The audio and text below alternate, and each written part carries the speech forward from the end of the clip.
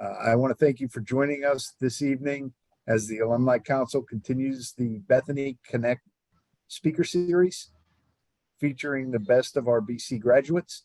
The council and my office relish the opportunity to talk with our accomplished alumni, and we hope you will find opportunities to connect and engage with your fellow alums and current students while expanding your educational and social horizons. This evening, we are delighted to have one of Bethany's most recognized and accomplished graduates with us. And I, for one, very much look forward to hearing what he has to share about his career. The format will be a bit different than some of our previous lecture series. As you can tell already, we're engaging in more crosstalk, and we'll do some live Q&A as well as have Q&A after the presentation. As you have questions, rather than interrupt the speaker's flow, just put them in the chat and Angie and I will get to them as time allows. Great. Now I'll turn it back over to Alumni Council President Angie Beto. Thanks, Dino, and hi, everybody, and welcome again. I'm Angie Beto, the president of the Bethany College Alumni Association, and it's now, without further ado, my absolute pleasure to introduce tonight's special guest.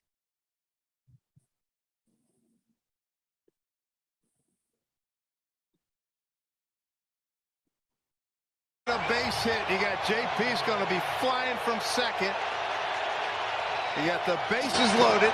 Bowers well fouled down the third base line. Biggest pitch of the year here for the Mariners. 3-2, bases loaded. Cishek, the pitch. Base hit, left field. Here comes JP. Bowers scores. JP scores. Mitch Haniger. What a night. What a night.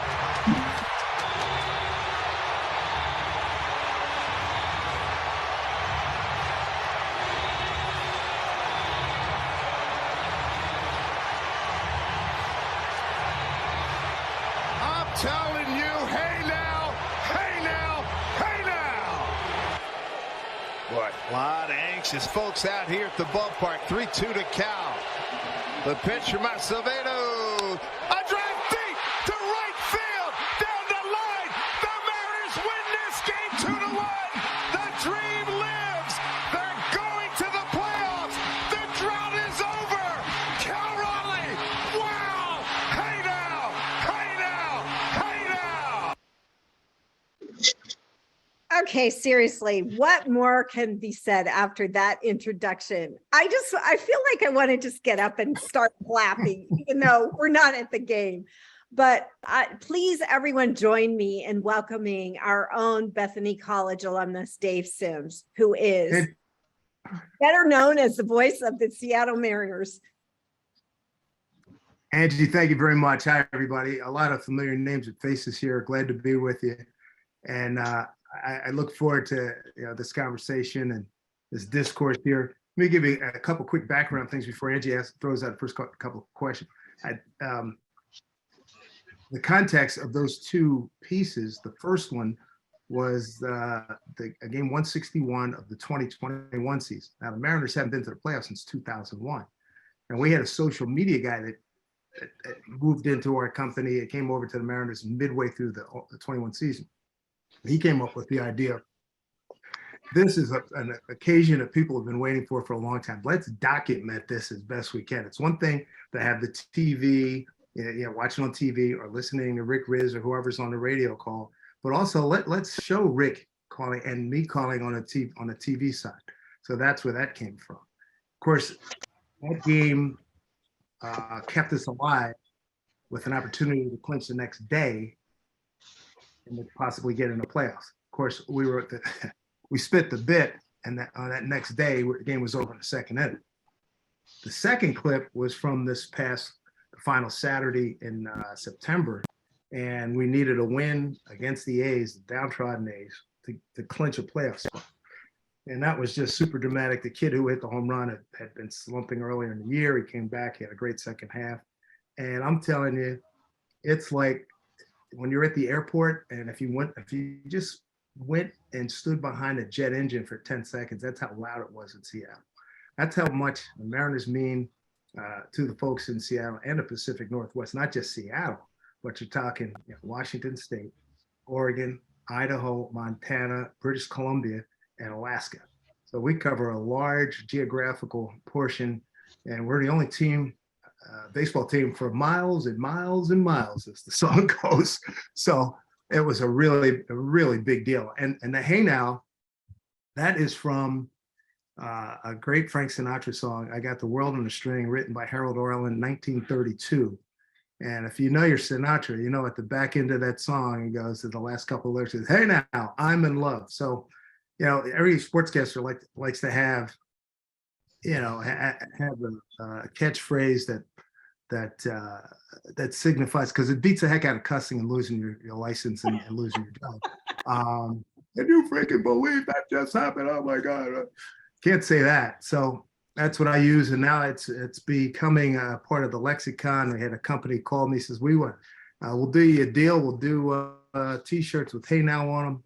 And we sold some t-shirts late in the season and look to sell more in this coming season. So that's my introductory spiel. I was going to ask about the Hey Now, actually, so thanks for sharing that up front. Before we start with the Q&A piece, I want to share some of Dave's mile-long, get ready, take notes, resume. So in his 17th year with the Mariners broadcast team, he is the winner of 3 consecutive Washington Sportscaster of the Year awards, 2018, 19, and 2020, from the National Sports Media Association. Dave has play-by-play duties on Mariners TV broadcasts and is familiar to sports fans for calling Major League Baseball and college basketball games on ESPN, as well as NCAA basketball and NFL play-by-play on Westwood One. Dave co-hosts Basketball and Beyond with Coach K for Sirius XM with former Duke University men's basketball coach Mike Krzyzewski, and is a correspondent for the Major League Baseball Network and calls Big East college basketball on Fox Sports. When do you have time to eat or breathe or do anything else? I mean, seriously. Yeah, there was a time, Ange, when like when I got to the Mariners in 07, I was still doing pretty much a full slate of ESPN basketball games. I was doing a full slate of Sunday night football on Westwood One, NFL, and into the playoffs. And in addition to being down in spring training in Arizona, late February, early March. So I would have a few weeks off in January and February. The Westwood One job went away, which at the time I was really ticked off. You hate to have the NFL leave you. Did me a favor though, because I got a heck of a lot more downtime. And now these days, these last 6 years, I do 9 to 10, maybe 11 FS1 games. I told them I'm not getting on a plane, so keep me close to Manhattan, Seton Hall, St. John's, Providence. I can take a train. I can take a train down to Philly or DC, that kind of thing. So it's a little bit more time as you get older and more time to catch your breath. But there was a while there, boy, it seemed like I was going left lane all the time. I can only imagine. Okay, you're a 2-time Emmy Award winner who has also won the American Football Foundation's Outstanding Sportscaster Award in 2003 and the Big East Media Award in 2005. You began your career as a sports writer for the New York Daily News prior to becoming a weekend sports anchor at WCBS TV in New York. Hailing originally from Philadelphia, at Bethany, you majored in communications, graduating in 1975.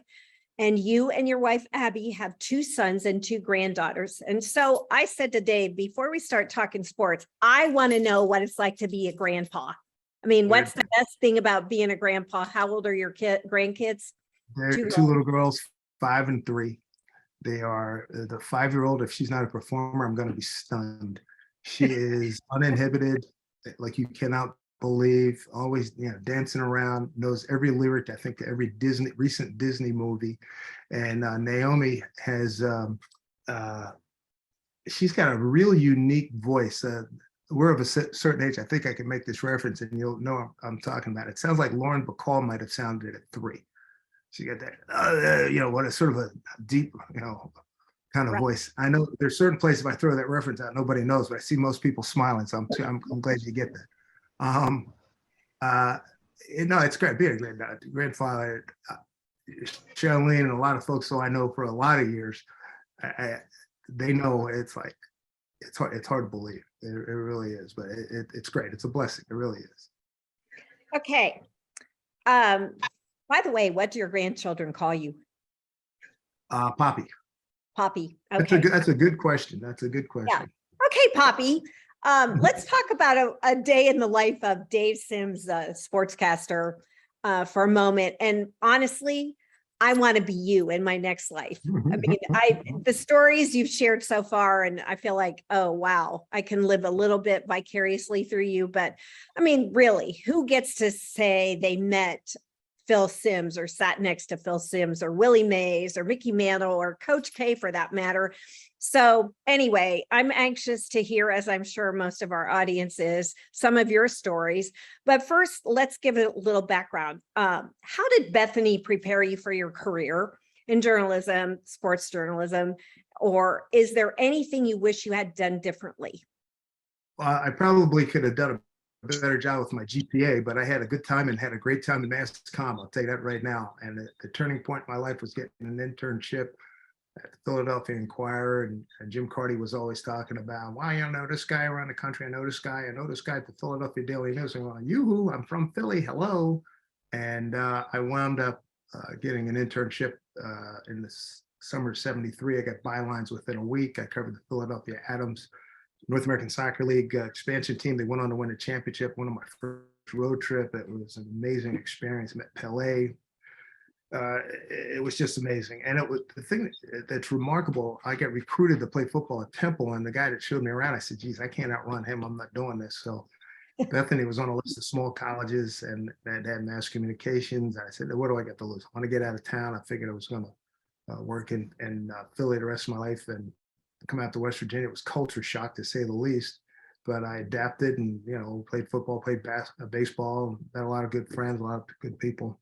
And the thing that was unique about the experience was that at one point I was it's only four-page paper, but at one point I was the sports editor of the paper concurrently with being a sports director at the radio station. So I got a lot of reps at that point, and it really worked out well because I graduated in May of '75, August of '75, and diversity at that time, while it's not great now, it's a hell of a lot better than it was almost 50 years ago. But there were hardly any Black sports writers at major metropolitan dailies. And at one point in August of '75, I had on the table an offer to go to New York, the New York Daily News, Chicago Daily News, and the Philadelphia Inquirer. Said, hey, come Labor Day, you're going to be our college sports writer and columnist.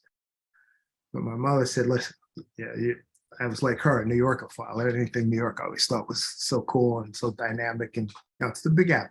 And she said, hey, you're 22. Who knows what's going to happen when you're 35? Get your ass up to New York. And what happened was, I got thrown in the deep end and told to swim out. Things have worked out pretty well. Well, you have set the table nicely for my next question. What do you think was the most challenging time of your career? You just said it yourself. You entered the sports journalism world when there were very few Black journalists.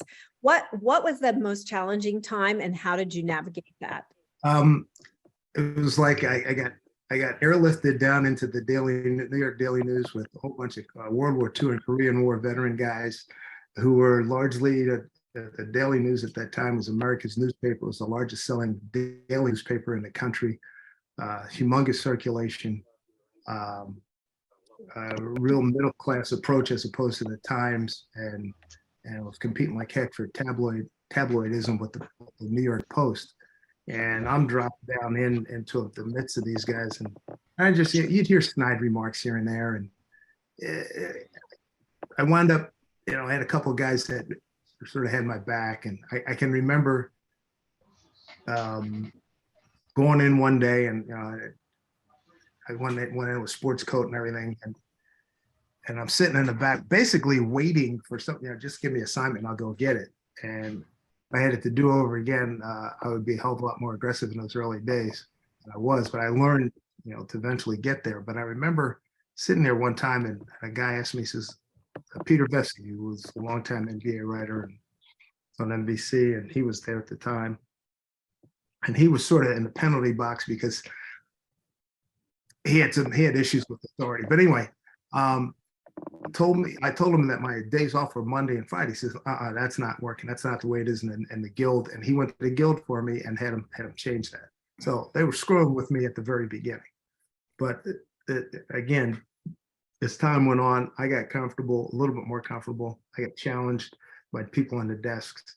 I can remember one time I spelled Lou Carnesecca's name wrong, who's a legendary St. John's coach. God damn it, Sims, Carnesecca is not spelled that way. And this is when you had real copy. It's not like now where everything's electronic.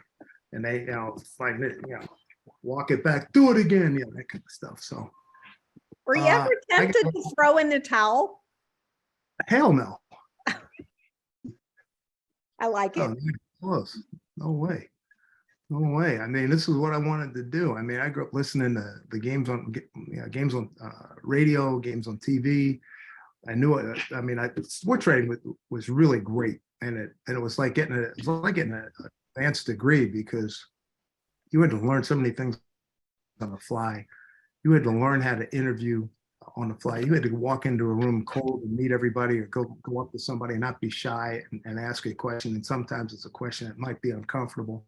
One of the reasons why I got into sports is we don't have quite that many issues, at least back then, that required on my beat that required going Woodward and Bernstein, who were my heroes, but I didn't have to get to that level.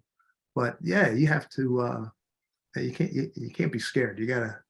And I like to think my aforementioned oldest granddaughter has some of that from me, and I got it from my father and got it from my wife's mother, because they're all very similar in that regard. Excellent. So here's a question from an alum. Over the years, changes in technology, including increased access to information, have occurred. How have those changes impacted your preparations for and the broadcast of sporting events?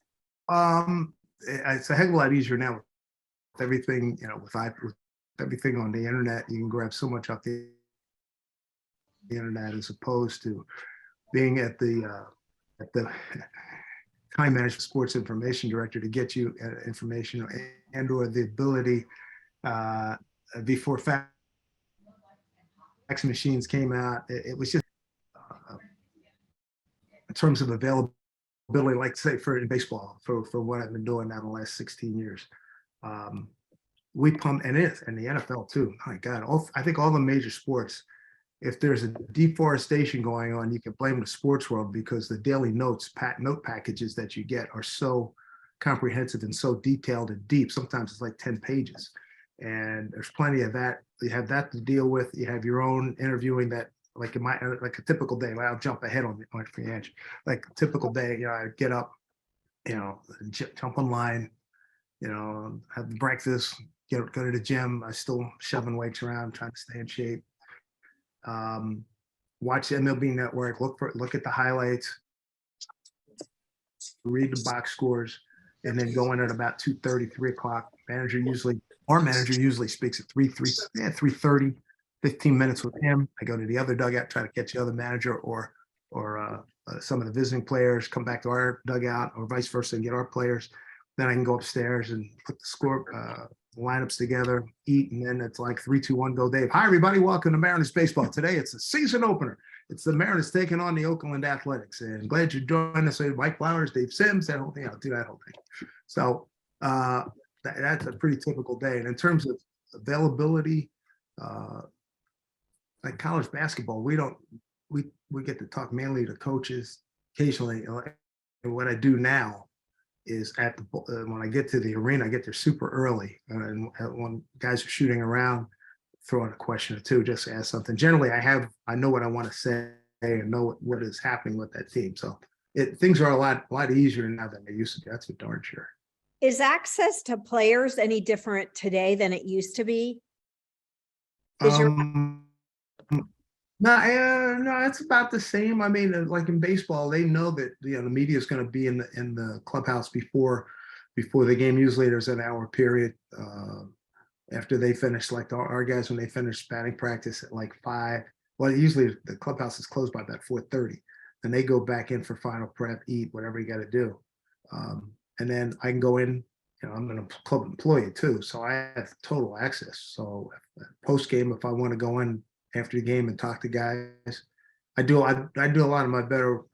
I find it's for me, I let them sleep on it and come back the next day. I talked to Marco Gonzalez about his curveball in the 6th inning wasn't really working, and he told me that he was gripping it wrong, that kind of stuff. So a lot of interaction with the players, and 16 years, you're now fixtures, so you're part of the furniture there. So the guys get, the veteran guys know who I am, and they tell the younger guys. And here's the other thing, particularly now on the broadcast side, and I mentioned this earlier, I'm not looking to big revelations. I mean, this is for a home audience, and for you baseball fans, and remember Phil Rizzuto, who was always and Harry Carey and those guys. I believe in that. Hey, I want the Mariners to win. I'm a homer. I do not diminish anything the other team does. I praise Mike Trout when he kills us, freaking kills us. But I've got to know him as a Philadelphia Eagles fan, which help the role and bonded a relationship immediately. But there's there's so many stories going on, and we've had 90 lost seasons, 100 lost seasons. That's when you earn your money, because nobody's showing up, and players and people are pissed off, and guys are scuffling like crazy. They're bringing new kids in. It can get ugly, but the way I attack it is, hey, the other team has somebody who's playing really well. There's a story, maybe a story that's apropos to our division, or the macro look at baseball. And there's a million things to talk about. That's why I read box scores every day, because earlier today the Yankees beat so and so, blah blah blah blah blah. Low ball 2. Yeah, we're down 5-0 here in the first, but over the earlier today, there's things to talk about. So I have a PhD in talking through blowouts from doing Temple football for two of my 3 years, and one time in a Big East, we were doing Big East basketball football, and we were WVU, and that's the end of the 3rd quarter. You're in Morgantown, West Virginia. West Virginia leads right 66-0. We'll be back right after this. That is when you're going like bailing water and trying to come up with anything, come up with some stories and everything. But, so you run the gamut. Yeah. Well, on that same note, an alum submitted this question. Unfortunately, players sometimes get injured. And an example happened earlier this month when Buffalo Bills player Damar Hamlin went into cardiac arrest. As a broadcaster, what do you draw upon to help your listeners or viewers understand the situation while still being composed? Well, first of all, you got to stay composed. That's for darn sure. The other thing too, you hope that information gets to your producer, who tells you in your ear as soon as possible. But that was a difficult situation for Joe Buck and Troy Aikman. They didn't know, and then they throw it back to the studio. And none of us, we got into this business because it's not brain surgery, and here it is. We're talking about trying to save somebody's life, and that's way out of our wheelhouse. So as the information comes in, and hopefully that the information that you're getting is creditable, right stuff, and being told the right things. And then you relay it that way. I've never the only situation I can think of where there was a stoppage like that, I was doing the Philadelphia Flyers against the Russian national hockey team, and one of the Flyers shockingly laid out one of the Russians and knocked the guy out. And the Russians, this is probably midway through the 2nd period, and the Russians pulled their team off the ice. And then there was some delay. And I just remember the story went, they went in and told them, says, hey, you don't come back in the ice, you don't get paid. So the game resumed right after that. But you're talking about life and death, what happened to Hamlin the other day. Yeah. And I hope that nobody's ever put in a situation to have to deal with that again. I hope so too. That was just horrific, quite honestly. So, okay. I know you shared with us a lot of photos, and Lori's going to help us put those up in a minute. But before we get there, I'd like to know, who was your most difficult interview and why? Well, sometimes you get guys. I can remember when I was covering the Knicks, when I was the Knicks beat writer. I can remember a couple of guys. I went to interview. I think I had said something about, I don't know, this player had a bad game, and it was Charles Oakley, who I absolutely love anyway. And he was mad. Hey, go get some print. Go get some juice somewhere else. Go get some print. Leave somebody. Go bother somebody else with a question. I was like, dude, it's not my fault you guys have lost 8 in a row. I just wanted your breakdown of what the heck is going on. Then we had another one. We were doing a preseason college hoop game, Indiana, Arizona. One of the Arizona players, one of their highly regarded players, we pregame, and they'd set it up. We'd grab him so we could get a couple of sound bites. And I remember talking to this player and basic questions, and just didn't come out right. And we didn't use it. It was that bad. I mean, his command of the language, I didn't know. Nobody told us his command of the language was not very good. It was an American player too. And we didn't use it. But I've been lucky in that regard. I can remember a real funny story in terms of being an awkward moment. I can tell. Who's that, Jack? Put it on mute, Jack. I'm trying, Dave. There you go. In terms of, you mentioned like an awkward moment. That should be good. I was at a dinner, and it was an all sports dinner, and it was a who's who of people there. Jack Nicklaus, Frank Gifford, Walt Frazier, Ahmad Rashad, so many people, hockey players, football players. Jim Brown came in. It was like, oh my God. And he came into our little circle where we were standing, and Jim Brown, to me, is one of America's greatest athletes ever. You make a case for him being number one. Anyway, he was one of my heroes. And guys were conversing with him. He was sort of going around the circle saying hello to everybody. And I absolutely gagged. And I said, I had just seen him. I'd seen something that morning about him, about some movies of his. And I come up with this genius question. So you making any movies lately? And he looked at me, he says, all you had to do was say hello. And that was my George Costanza moment. And I never forgot it. So I always make sure I come prepared for. Hey, Jan, please come here. Please come here. Help me get the audio. Somebody's not on mute. I'm not sure. It's Jack, and I know it's Jack and. Yes. It would be on the bottom. Okay, wait, it would see where would the exit? They can. I think they can hear us. We can hear you. There's David. You say hello while you're here. Come here, look in there. Come here, up here. Here we go. It's over to the left-hand corner, Jack. Oh, Here we go. Here we are. We're not good at this technology. Oh, we are so.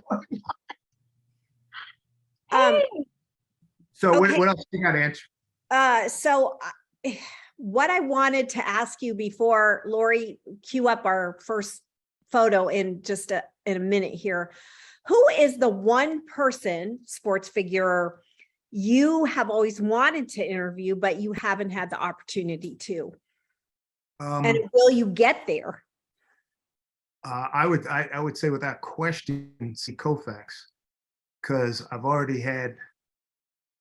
had multiple times with Willie Mays. Even played softball with him one time. I got invited to a softball game. The guy said Willie Mays is going to be playing. I said, yeah, right. And I get up, I pull up, and I park the car, and I went, yep, that's Willie Mays. I'm going to play a softball game with Willie Mays. Doesn't get any better than that. Interviewed Hank Aaron, Mantle. Of my generation, I interviewed so many guys, but I would say Sandy Koufax, because it's, the timing has just never been right. And I can think of interviewing Wilt Chamberlain, one of the greatest interviews I've ever had. It was halftime. What was so great about that? What was so great about the interview with Wilt? Because Wilt Chamberlain had one of the most engaging personalities, and like if you watch Charles Barkley and Shaquille O'Neal and how they cut up, and they're just jovial and yet smart at the same time, and Wilt was like that. And plus, he's a dominating physical presence. But that that was, matter of fact, I was so enthralled at the interview that the producer was giving me the big wave. You know, we got a second half coming up here. You gotta break it. So I would say that was one of my favorite when Muhammad Ali was in there, and I can just remember when I met him, I was like, and but Koufax is the one I really want to get. I mean, he's 87 years old, still razor sharp, and I would love to hopefully run into him in the spring in Arizona. Well, good luck with that. I hope that happens. And then you can come back and tell us about it after. Yeah, he's like one of the most elegant guys you ever want to see. It's unbelievable. Unbelievable. So what game was your most exciting to broadcast? Perhaps the one we showed. Yeah, the second one, I mean, that result, that moment was the best. I also had in August 15 of 2012, Felix Hernandez saw a perfect game against Tampa Bay, 1-0. It's the last perfect game. There's been no perfect game since then. There's been a bunch of no hitters, and that year I called 2 perfect games. And that's just total luck. And a lot of times when kids interview me, he says, "Wow, you're the only guy to call 2 perfect games on TV." I said, total luck, right place, right time. First one, Chicago, the White Sox threw 1 against us in April. It was only on, they didn't go full national to us until the last 3-4 outs.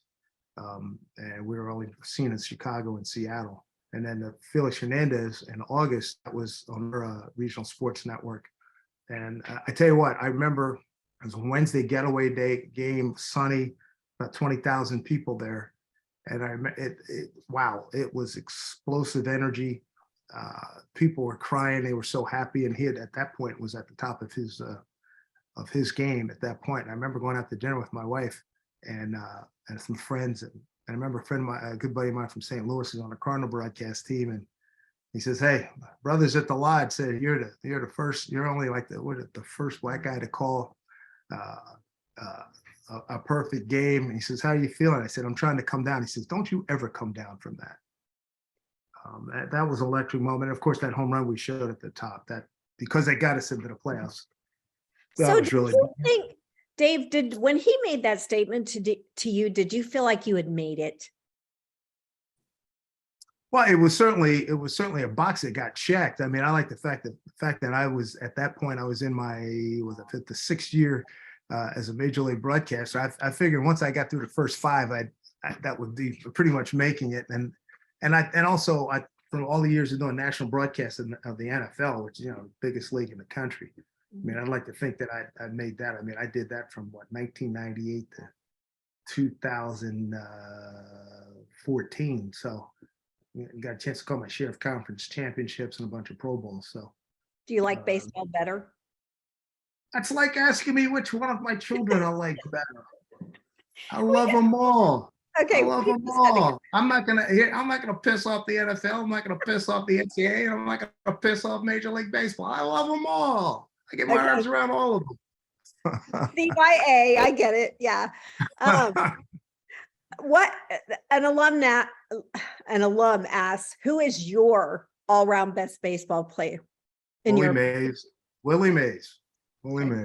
Why? No doubt. The thrill he gave me as a young kid, growing up in Philly, we lived about a 15-minute walk from County Max Stadium. And my father was a humongous sports fan. And my brother and I, but more me, because I went any opportunity to go. And as a young kid, I mean, I was destined to be doing what I'm doing because my father always taking me to baseball games.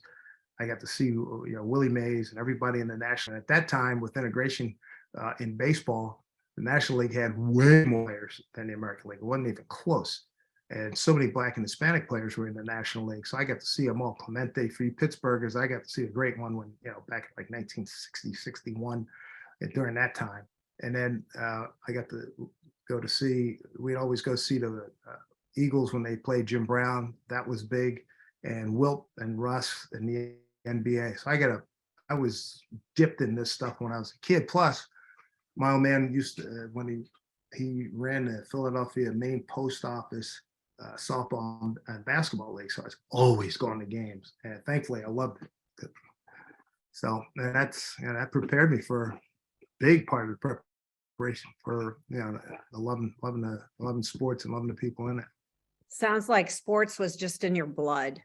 No doubt, no question about it, no Yeah. question. Okay, I think talking about your favorite player is a good segue into the words of Rod Stewart. Every picture tells a story, don't it?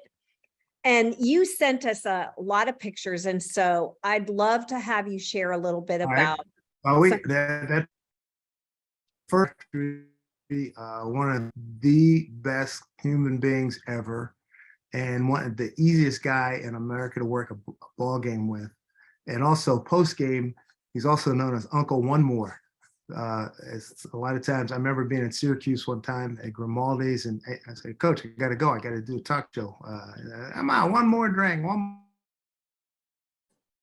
more." So he's been a great time, great analyst, and he's got a velvet hammer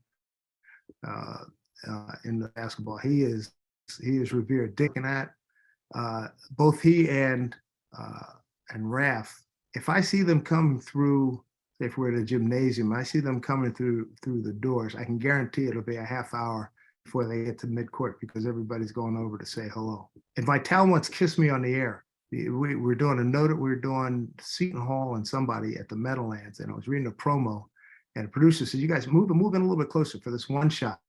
And as I'm reading the spot, he says, "You mean close like this?" And he reaches over and kisses me on the cheek. So that's the first time and the last time that's ever happened on camera. I've had celebrations and people have done that. That is from WFAN, a crazy contest. Chris, that's Mike Francis on the left, Chris Russo, me, Ed Coleman. Ed Coleman and I were paired together middays, 10 to 2. Mike and Chris had afternoon drive. It's Don Imus down in the bottom left. And it's interesting, when they put us together, I later found this out after they cut us loose, but they expected that, you get the white guy from Boston, a black guy from Philly, there's got to be fireworks ensue. And that we were largely on the same page. We had maybe 2 heated discussions at best, and we gave everybody a fair shot. The small schools, the big schools, the big teams, and all that. He just retired. He's a really good guy. Russo's all over Sirius XM and MLB Network, and Mike's semi-retired. He's got his own, he's got a podcast somewhere. Were those fun days? Oh yeah, doing Joe Morgan. Anybody who's a baseball fan, 75, 76 Reds, maybe the two.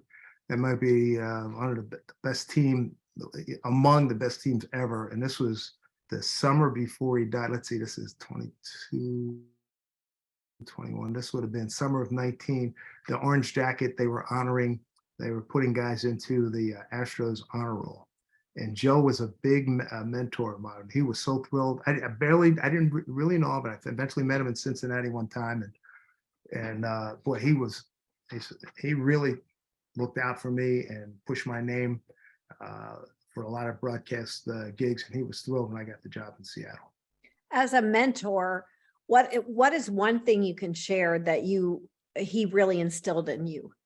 Well, just, hey, keep doing what you're doing. Don't ever give up. And, he says, you're good, and just stick with it. Just keep grinding.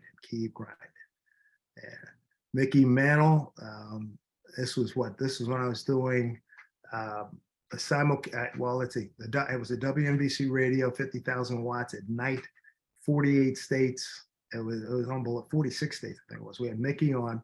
He was doing Yankee telecasts at the time. He was delightful. But I got to tell you this. So we go to break, and the setup, we advertised when Mays and Mantle came on. I wish we had them on together, but we promoted this for like a week and a half out, and this was at the Madison Square Garden Hall of Fame Club, which might have held 150. I think they jammed 300 in there. And this is when Mays and Mantle came out. Grown men stood up and wept. It was amazing. And because that's what they meant to New York baseball in the 50s.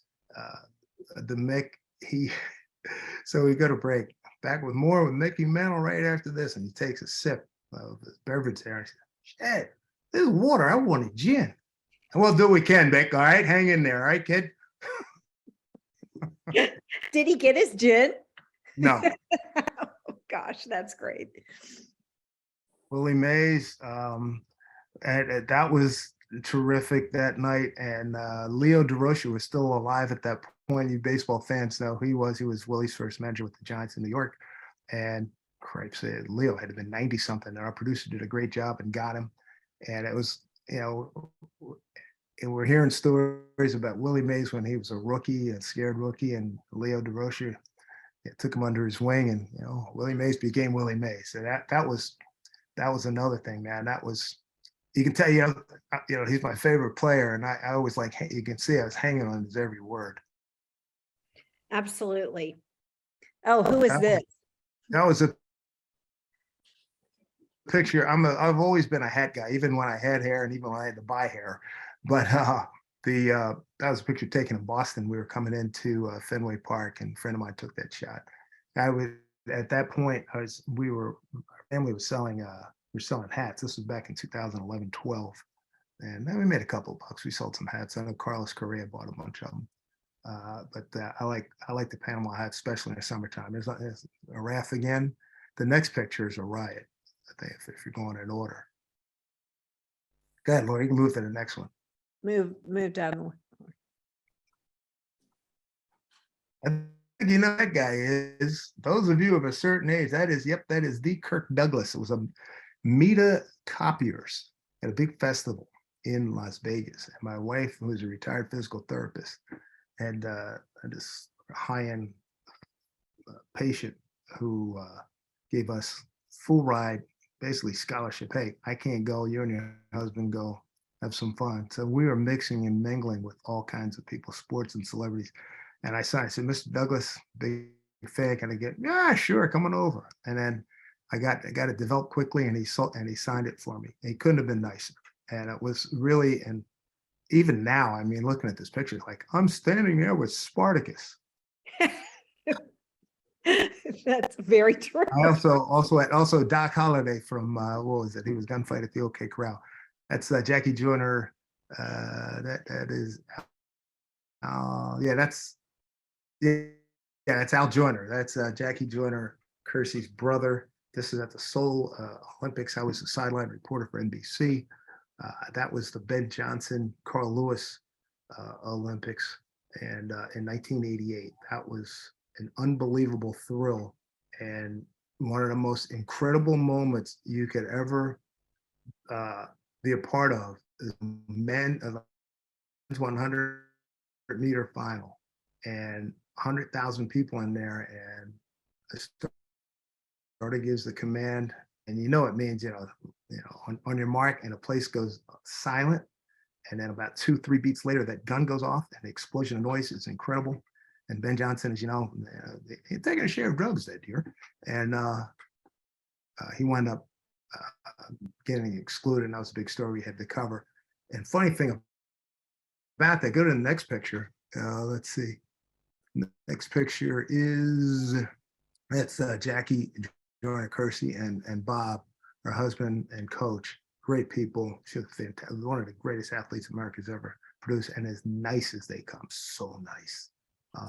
And I got to interview all these people. But the next picture, I want to tell a story about, when Ben and all those guys finished it was a heat earlier in the hundreds. And so I grabbed one of the guys and I'm interviewing him. And then Charlie Jones throws it down to me, and I started asking the question. Next thing you know, get bum rushed. And these guys were unbelievably literal in following instructions. You got X amount of time, and then you have to shuffle them out. So, and on air, I'm getting shoved and pushed out. And Charlie, I'll try to get back to you later. I later find out that one of our security guys was a former Israeli military, and he went to the head of, I guess it was the Olympic Committee for Seoul. He says, you know what? You touch our guy again, we're pulling the plug and we're done. These guys all but kiss my behind the next week. It was unbelievable. Hey, NBC, NBC son, NBC, oh hi, how are you? It was an interesting turn of events once that word went out. Hey, don't touch this guy. Pretty amazing. Yeah, Johnny B. Baker, another one of the great human beings. Finally won a World Series. And we had, if you were following the baseball playoffs last season, we had them. We were kicking Verlander's butt in that first game. And we had them, and we won a game. Jordan Alvarez hit a home run to walk it off. We lost game 1, lost game 2, and then we lost an 18-inning 1-0 game to Dusty, and they went on to win the World Series. We had them on a few weeks ago with Coach K, and I said, Dave, you had us, and you let us go. I said, yeah, I know, just like Billy Conn had Joe Louis back in the 30s. I mean, the Mariners, our pitching was so good, we could have beaten those guys, but we needed a couple of hits that we never got. Next picture, Phil Simms, great guy, Super Bowl winning quarterback, MVP, 1986. This was at Teddy Atlas, a renowned boxing trainer, trained Tyson in his early years. He has a humongous charity that he runs in Staten Island. And a few years ago, it was like the entire cast of The Sopranos was there. And a lot of sports media guys and former athletes come over. Phil's a great guy, really good dude. He says, I wish you were doing baseball in New York. Next picture. Anybody recognize that guy on the left? During the USFL days, when he tried to work his way, take the USFL and merge it with the NFL. That was his song and dance. That was on USA Network. Art Russ Jr. is the gentleman in the middle who is, before WFAN came on, had the best sports talk show, best radio sports talk show in New York. And then I took over WNBC. We were still friends, but we were competing against each other. We were on against each other more often every night, Monday through Friday. And the guy in the middle, Teddy Beichman, was a writer. I think out of Philly. He might have been with Sport Magazine at that time. George Steinbrenner, spring training, I was doing a simulcast, so it had been 87. And we had a very cordial time. And, I saw certainly the warmth of the guy, sense of humor. And I didn't back down. As I look at that chair, I can't believe I sank down in a chair and sat that comfortably. That's not right. But, we're all smiles. We took a couple of pictures. He was very good. We had a good time. We'll get some good insights there. Dave, before you talk about a little more of this, who is your second favorite baseball team? The Phillies? I would say so, especially when they're winning. Sort of front run with them. They got the World Series. I was real happy for them this year. I was real happy for them in 08 and 09. Yeah. Okay. Yeah, this is the late great Lou Brock, fabulous base stealer. And for you baseball guys, that was part of maybe the worst trade ever. Brock for Brolio, 1961? They traded the Cardinals. He went from the Cubs to the Cardinals. Yeah, that was nice, man. He passed away. He was in town for some things.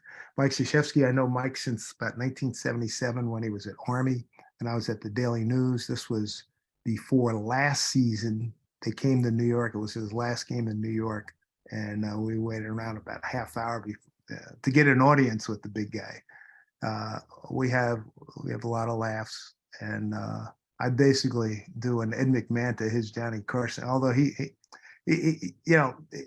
interviewing is not his strong suit, but he's Coach K and he's very smart. And anybody in the athletic world, we've had everybody on. World Series winners, Super Bowl winners. We've had Kobe, LeBron, Barkley, Nick Saban, all the NASCAR guys over the last. We're in our 18th year doing this, so that's a good relationship. Ken Griffey Jr., the best Mariner ever. Injuries kept him from probably being the all-time greatest home run hitter. Certainly he and Bonds are, you can make a pitch for either one being the best player of their time. And this was probably his week to week, and he went to the Mariners Hall of Fame. And that chapeau there, the Kangol vent cap, that's what I wear more often than not during baseball season. That style, I love those caps. George Thomas Seaver, one of the great pitchers of all time. this was at Gallagher's restaurant, which, as you can see, has old time pictures of guys back in the 30s and 40s. And what a good guy. And I heard Johnny Bench talking about him yesterday with Chris Russo, and said that you want to talk about his man's man, and one of the greatest competitors of all time. And that was a fun interview. That was when they were remodeling the what do you call it, the Hall of Fame Club at Madison Square Garden. Here's at 52nd and Broadway, if you're familiar with Broadway. That part of Manhattan. And we interviewed George Plimpton there, and Ed Bradley, and Tom Seaver. So that was a lot of fun. Good man. So those are some of the folks. I've been lucky to meet so many guys. I mean, and you know, a New York story. We go for a walk. It was Christmas. Pandemic was 20. So it must have been Christmas of 19. It was a nice day. I think it was Christmas Day or the day after. We go for a nice walk, and we're up. We go through Central Park, we're on the west side, we're on Columbus Avenue, and I'm walking with my wife. And I said, "Here comes Billie Jean King." She said, "What the hell are you talking about?" I said, "She was a block and a half down that way. Here comes Billie Jean King." So we waited for her. She comes across the street, stopped and said hello. I said, "I covered you in 1974 with the Philadelphia Freedom." She went, "Oh my God, how are you?" We wound up staying in the middle of the street. Let's get out of the street before we get killed. And so she told me that she had bought a piece of the Dodgers. She's a part owner of the Dodgers now, and just, you know, wonderful people. So I in that regard, I've been blessed. I mean, the gig I have is allowed me to meet so many people in the world of sports, and I mean, I really do. I'd count my blessing more than once a day. Have you, okay, so first of all, I'm very jealous as a tennis player about meeting Billie Jean. She's the best. She's unbelievable. Yeah, very jealous on that one. But so let's make sure we cover some of these questions. Yeah. Let's do it. The chat, can you see them? Okay. This one comes in from, actually one of these I already had on my list as we get to closing, and we do want to honor your time and everyone else's and make sure we're ready to end about 7. Hello, Dave. What were some of the significant things you learned in your formative years in broadcasting at places such as WFAN, and do you keep in touch with anyone there, such as Mike and the Mad Dog? And I see Chris Russo occasionally. He has me on his High Heat show on MLB Network. You know, now I'm in baseball, so I probably do that show 4 or 5 times a year, maybe 5-6 times a year. Ed Coleman and I chat every now and then. When he retired, when we played the Mets, I'd see him a lot. And I think, you know, working at, I was really lucky in my career because in the regard that to get this baseball job, I didn't get this baseball job till I was 54. And so many guys, you know, I started out at, you know, West Nowhere, Tennessee. I mean, you know, itty bitty towns. I never had to do that. And I made this work. I mean, I've been in big markets my entire career, and which, you know, you can get your head handed to you in these big markets, and I've been able to, you know, thrive and survive. So I'm real happy with that. I see Jeff Egger shockingly asked a Pirates question about Clemente. It hasn't been retired, but every Latino player who knows his baseball history wants Clemente's number retired. I'm totally in agreement with that. So that's a no-brainer. Yeah, that should be. I'll be stunned if that doesn't come along. Bob Falzerano, hit any home runs lately, pal? I remember that home run tear you went on a while ago. Oh, nice to see. I like to see a lot of guys I've played with. Jack Chiesa's here, and Dean Lisiak. Make sure you block down on that middle linebacker, Dean.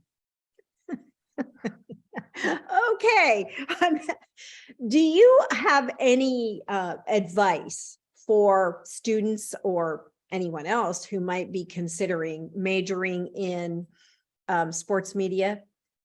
What would you? Well, first of all, when you get your butt handed to you, just pick yourself up and keep on going and keep grinding. Networking is incredibly important. And if you're going to be in any kind of media, your language skills better be good. And if you're looking to go national, I highly recommend you get rid of any accent you may have, if you can. I mean, and some accents work. Like I lost my, I think the only word I remind myself that I'm from Philly, the word on. That's probably the most Philly sounding word I say now, as opposed to years ago. I think one of my sons might disagree with that, but I think that I remember David Judy. I remember he even asked me that because I went to him late in my senior year, and I wanted some voice exercises, and I wanted to work on my voice, work on my sound, and he said, "Where are you from?" And I told him Philadelphia. He says, "You really don't sound like you got a Midwest sound that's going to help you in broadcasting." So, you know, there's certain, and then on the flip side, I turn on some of the games, and the guys I work with on that would do Fox games. There's about 10 guys that work for Fox. They all sound alike. So, in one hand, it's it's good to get rid of your accent, but you know, like Chris Russo is an anomaly. Stephen A. Smith, they're anomalies in terms of their hardcore New York accents. So many guys do not have. They have more, you know, middle range on their sound, and you got to be able to project. Then the other thing too, you have to observe yourself. You got to be able to walk into a room. You got to be able to walk in. If we were all in a room, I'd, you know, make a point, say hello to everybody, and try to, you know, put names and faces together. Those kinds of skills, and then obviously for, you know, for what I do, I mean, I'm a sportsaholic, so I know so much history of the sport, and a lot of it, how it, the context of sports ties into the history of this country, the good and the bad.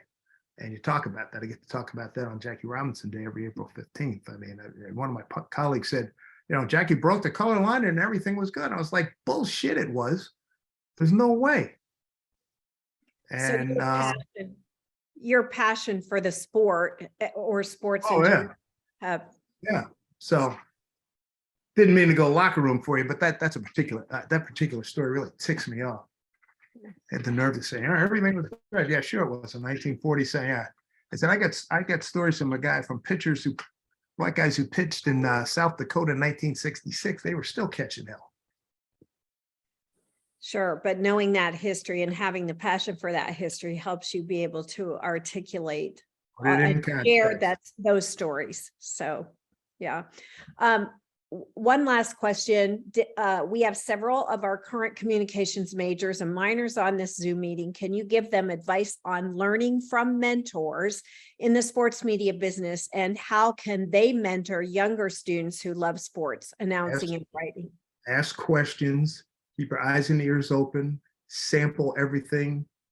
Sirius XM radio, it's worth, if you don't have a subscription, it's worth getting, because almost every day there's some kind of sport on, the football, baseball, basketball. During football season on Saturdays, it's unbelievable. Just about every major conference is on Sirius XM. And I was fortunate enough to be mentored by Marty Glickman, who mentored so many of the play-by-play guys in New York, most notably Marv Albert, on how to do radio play-by-play. I mean, I had a lot of the stuff and intuited a lot of it, but I went to 2 levels above that, working with Marty. You know, be a good reader, be a good learner.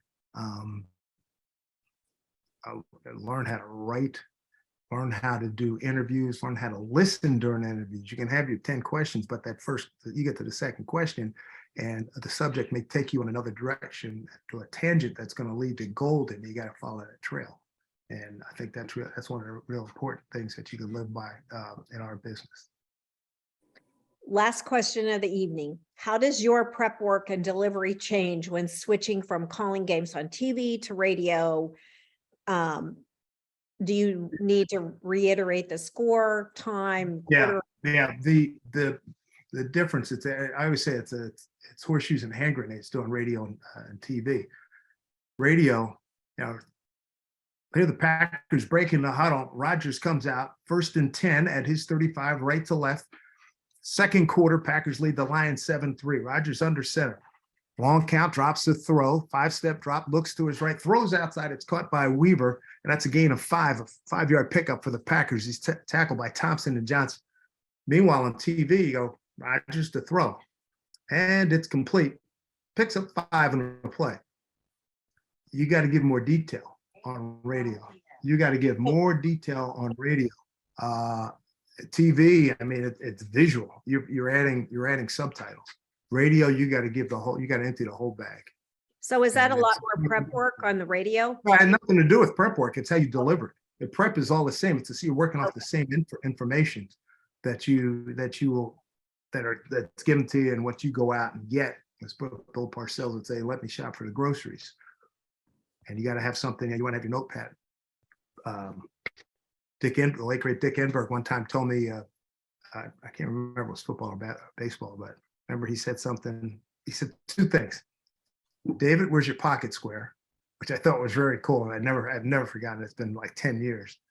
And the other one, he said, you got your legal pad for blowout notes? Because the game gets out of hand. You better have something to go to. So those are 2 things that stayed with me. And, in terms of being ready for any kind of situation. And Vince Scully always said, and I've had the pleasure of getting to know him a little bit. And I used to call him every year on his birthday. You got to prepare like heck, but you may only use 10% of, maybe even less, but prepare, because anything can and will happen. So true, right? Best laid plans. Oh yeah, no doubt. Never fails, I'd say. Well, thank you so very much, Dave, for joining us on Alumni Council's Bethany Connect series. Again, we are very grateful. And gosh, when you get Sandy Koufax's interview finished, text me and we'll do this again. I'll make sure I take a lot of pictures too. Yes. Hey, I just want to say, I see so many familiar faces and names. I just want to say hello to everybody. Angie's got my email. Fire up the email. Shoot me an email. I'd love to hear from you. And I see Jack and Jenna, who I see. Matter of fact, the Pirates come to us. We don't come to Pittsburgh. We come to Cincy and Cleveland, Jack. And Dean, you're in Southern California. All right, so we're out there. We played the Dodgers. No, the Dodgers come to us, but we played the Angels twice. Who else out here? Try to get down there. We just never make it. Yeah. All right. Say hello to Suze. Mark Dubois. Good to see your name is Rich Jackson here. Charlene, we'll talk to you soon. Who else do I see? Sue Ryan. Good to see you. Wow, this is real. Mike Warco. Wow. And everybody else, God bless. Hey, happy and healthy New Year to everybody, all right? Johnny D, good to see you. Hey, you too, bud. Yeah, and hey, if you ever see the Mariners in a situation where they need a couple of runs, cross some fingers, say a novena for us real quick. We need that. Well, I just have a couple closing comments to make. I wanted to thank our council member, Bob Brosh. Bob, you can wave, for helping to make this speaker series possible, helping to arrange our making the arrangements for these. And also, I'd like to make sure that you all know Lori Weaver, our Vice President of Advancement. Lori, say hi to everybody. And thank you for helping tonight. Your assistance was greatly needed as we went through all the photos. I want to make sure that you guys are aware that our next Bethany Connect Speaker Series will be February 22nd, when we feature Dr. Michael Hines, Superintendent of Schools for Port Washington Union Free School District. And you won't want to miss this either, because as you probably all are aware, public education is a hot topic all across the country these days. And just be sure and watch for our Alumni Council newsletter that comes out quarterly, and it's all everything Bethany alumni, and that's our focus. So thanks for joining us, everybody. I'm happy to share Dave's information. You can reach out to me at abeto@bethanywv.edu. So have a great night. Any other closing comments you want to make, Dave? I'm good. Hey, appreciate you guys coming on. Good to see you all. And hey, all the best. Thanks again, everybody, and have a great rest of the week. And Happy New Year.